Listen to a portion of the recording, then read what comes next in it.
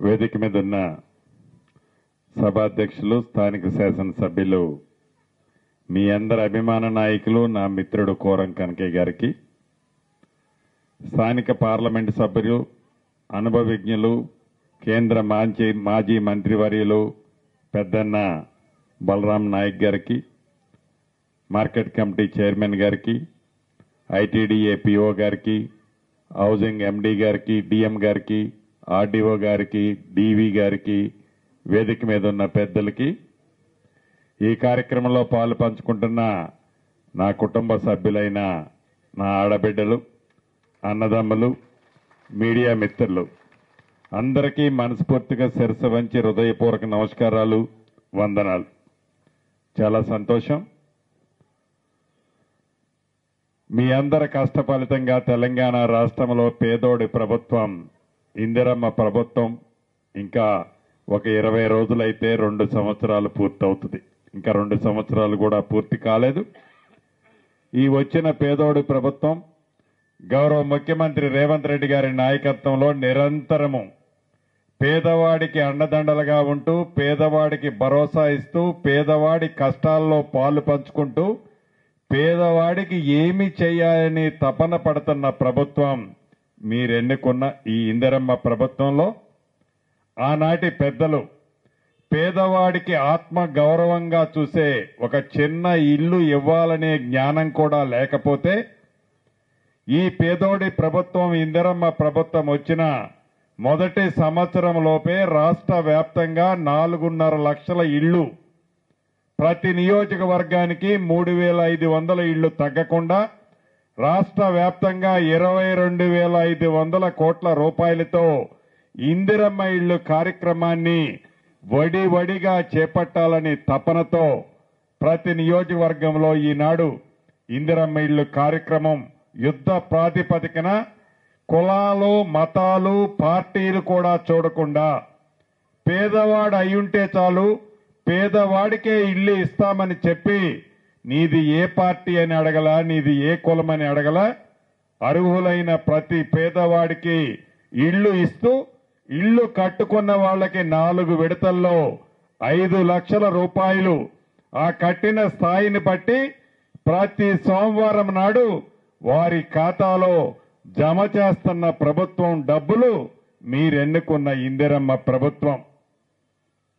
ఒక్క ఇందిరమ్మ ఇళ్ల విషయంలోనే కాదు, పేదవాడికి ఏది అవసరమో ఆనాటి 10 సంవత్సరాలలో రేషన్ కార్డు కూడా ఇవ్వాలని ఆనాటి ప్రభుత్వానికి జ్ఞానం లేకపోతే, మొన్ననే రాష్ట్ర వ్యాప్తంగా 16 లక్షల కొత్త రేషన్ కార్డులు ఇవ్వటమే కాకుండా పాత రేషన్ కార్డులలో కొత్త పేర్లు, కొత్త కోడలు వచ్చినా, బిడ్డ పుట్టినా కొత్త పేర్లు సుమారుగా 18 లక్షల కొత్త పేర్లు పాత కార్డులో ఎక్కించిన చరిత్ర మీరెన్నుకున్న ఈ పేదోడి ప్రభుత్వాన్ని. అంతేకాదు, కేంద్ర ప్రభుత్వం పరిపాలిస్తున్న రాష్ట్రాల్లో కూడా చేయలేని పని ధనిక తెలంగాణ రాష్ట్రంగా ఉన్న ఆనాటి తెలంగాణ రాష్ట్రంలో పేదోడికి సన్నబియ్యం ఇయ్యాలనే జ్ఞానం కూడా ఆ ప్రభుత్వానికి ఆనాడు లేకపోతే, పెద్దోళ్లు తినే సన్న బియ్యము పేదోళ్లకు ఇవ్వాలి అని దేశ చరిత్రలో ఏ రాష్ట్రము ఇవ్వని ఒక అద్భుతమైన కార్యక్రమం ఈనాడు మీరెన్నుకున్న ఈ పేదోడి ప్రభుత్వంలో సన్న బియ్యం పేదోళ్లకు ఇస్తున్న ప్రభుత్వం మీరెన్నుకున్న ప్రభుత్వం. ఆడబిడ్డ ఆర్టీసీ బస్సులో ఎంత దూరం ప్రయాణం చేసినా ఉచిత బస్ సౌకర్యం కల్పించడమే కాకుండా 1,00,000 కోటి మంది ఆడబిడ్డల్ని కోటీశ్వర్లు చేసే తపనతో ఈనాటి ఈ ప్రభుత్వం ఆడబిడ్డలకి పూర్తి మద్దతు సహకారం గౌరవ ముఖ్యమంత్రి రేవంత్ రెడ్డి గారి నాయకత్వంలో చేస్తున్న ప్రభుత్వం. అంతేకాదు, రైతును రాజు చేసే దాంట్లో భాగంగా ప్రభుత్వం వచ్చిన మొదటి 9 నెలల్లోనే 25 లక్షల మంది రైతన్నులకి 21,000 కోట్ల రూపాయలు, 2 లక్షల రూపాయల వరకు చాలా మందికి రుణమాఫీ చేసిన ప్రభుత్వం మీరెన్నుకున్న ప్రభుత్వం.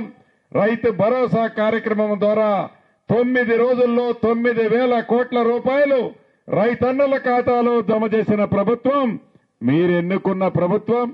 అంతేకాదు, గడిచిన పంటలో సన్న వడ్లకి మద్దతు ధరతో పాటు 500 రూపాయల బోనస్ ఇచ్చాం.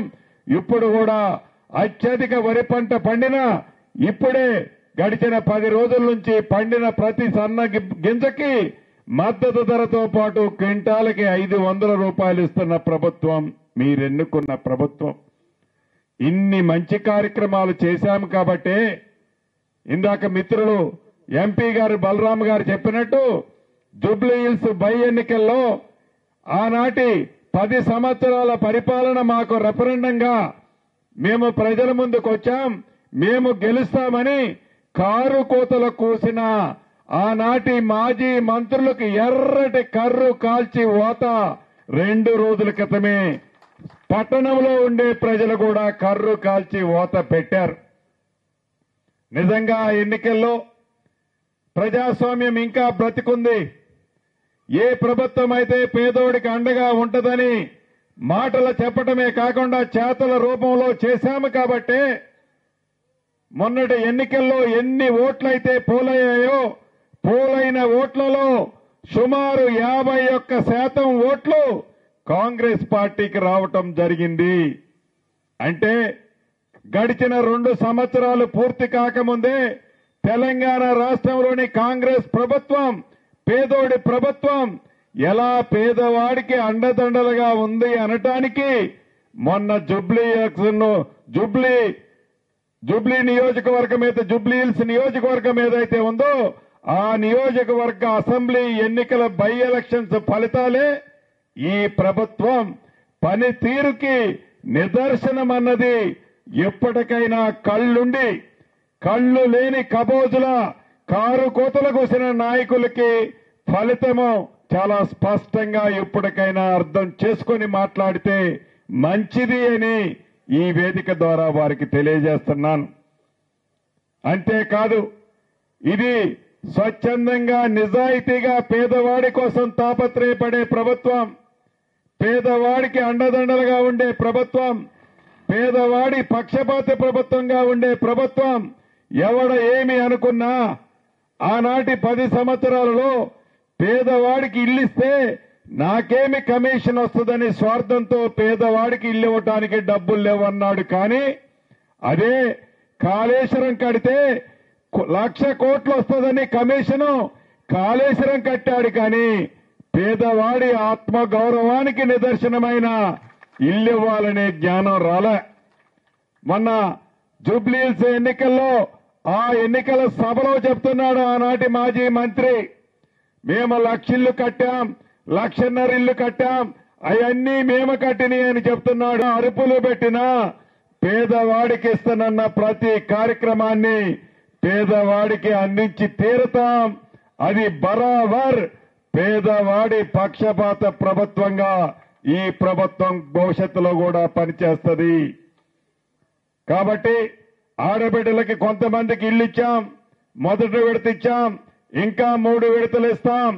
అర్హులైన ప్రతి పేదవాళ్లకి అది పట్టణ ప్రాంతాలు కానీ పల్లెల్లో కానీ అర్హులైన ప్రతి పేదవాళ్లకి ఇందిరమ్మ ఇళ్లు తప్పకుండా ఇస్తామని ఈరోజు ఇల్లెందులో ఏదైతే 3,500 ఇళ్లు కాకుండా ఐటీడీ ప్రాంతంలో ఉన్న ఈ ఇల్లెందు నియోజకవర్గానికి గౌరవ ముఖ్యమంత్రి రేవంత్ రెడ్డి గారి సూచనలకు అనుగుణంగా ప్రతి ఐటీడీ ప్రాంతంలో ఉండే నియోజకవర్గానికి 1000 చొప్పున అదనంగా ఇళ్లిచ్చాం.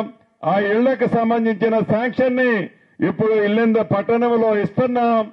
ఈ వచ్చిన వాళ్ళు వీలైనంత తొందరగా మీరు కట్టుకుంటే మీకు 5 లక్షల రూపాయలు విడతల వారీగా ఇచ్చే బాధ్యత ప్రభుత్వ పక్షాన నాదని మీ అందరికీ తెలుపుతూ మరొక్కసారి ఆడబిడ్డలకి అన్నదమ్ములకి ఒకటే చెప్తున్నాను, ఇది మాటల ప్రభుత్వం కాదు, కల్లబల్లి మాటలు చెప్పదు. చెప్పిన ప్రతి మాటని పేదవాడికి ఇస్తుంది. గతంలో పార్లమెంటు సభ్యుడిగా బలరామ నాయకన్నని, ఎమ్మెల్యేగా కనకన్నని ఎలా గెలిపించారో రాబోయే రోజుల్లో ఏ అవసరం వచ్చినా మీతో మీ దీవెనలు మీ ఆశీస్సులు ఇందిరమ్మ ప్రభుత్వానికి ఉండాలని ఉంటాయని మనస్ఫూర్తిగా మీ అందరినీ కోరుకుంటూ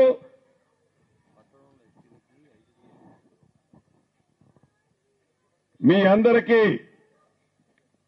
కోరుకుంటూ అదే రకంగా పట్టణంలో ఉన్న వాళ్ళని కూడా పీఓ గారు వాళ్ళకు కూడా తప్పకుండా ఇల్లు ఇచ్చే కార్యక్రమాన్ని మీరు ఐటీడీఏ నుంచి చేయండి, చేయమని అధికారులకు చెబుతూ మరొక్కసారి మీ దీవెనలు మీ ఆశీస్సులు ఇందిరమ్మ ప్రభుత్వానికి ఉండాలని మనస్ఫూర్తిగా మీ అందరినీ అభ్యర్థిస్తూ మీ అందరి దగ్గర సెలవు తీసుకుంటున్నాను.